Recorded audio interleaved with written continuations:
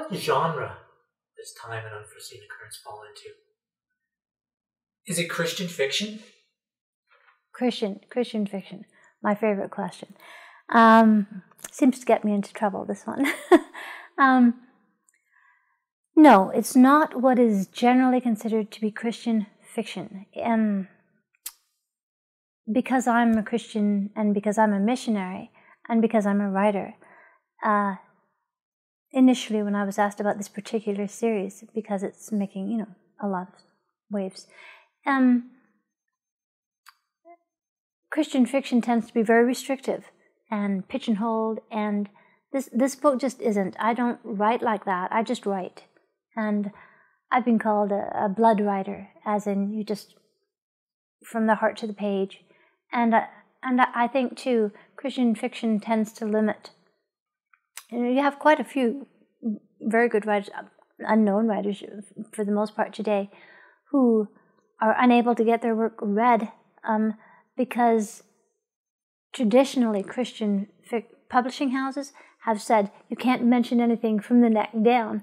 And the audience today, Christian or otherwise, simply won't go for that in any meaningful way, in any kind of a big way, because we have 3D television, we have Blu-ray, we have a Third World War. You put on the news, it's bloody. It's not neat and tidy, and we don't live in Beaver Cleaverland anymore.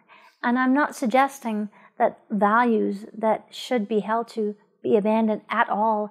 I write from a Christian viewpoint, which means that love and peace and joy and trust and truth between people and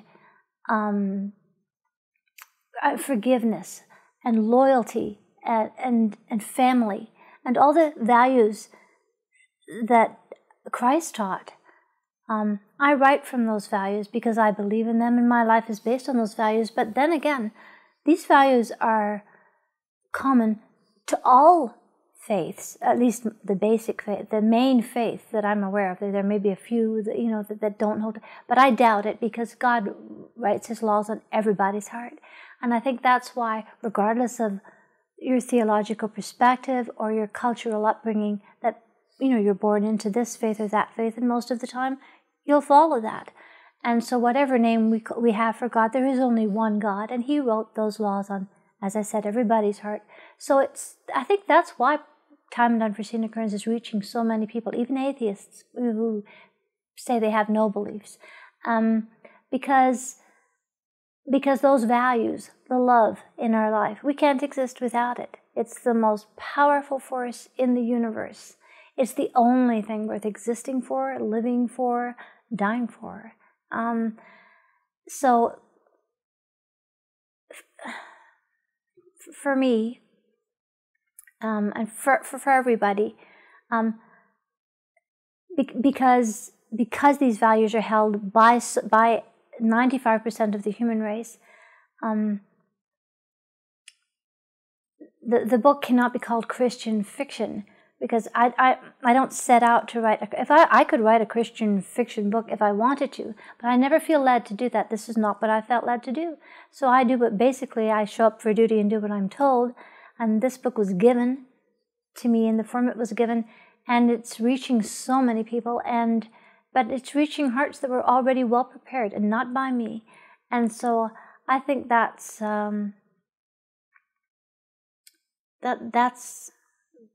the main point of all this, is that it transcends all boundaries.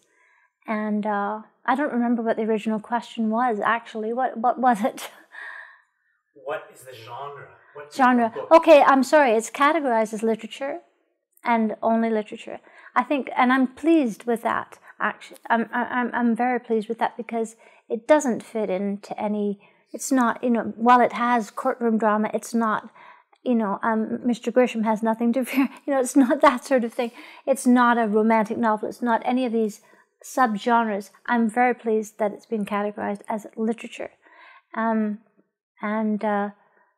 because I think it is literature, and you can't change the style in which you write, at least not in any great way. So I think that's So no, I'm Christian, and that's it too. I'd like to talk about fiction a little bit later, but in terms of, is it Christian fiction? No.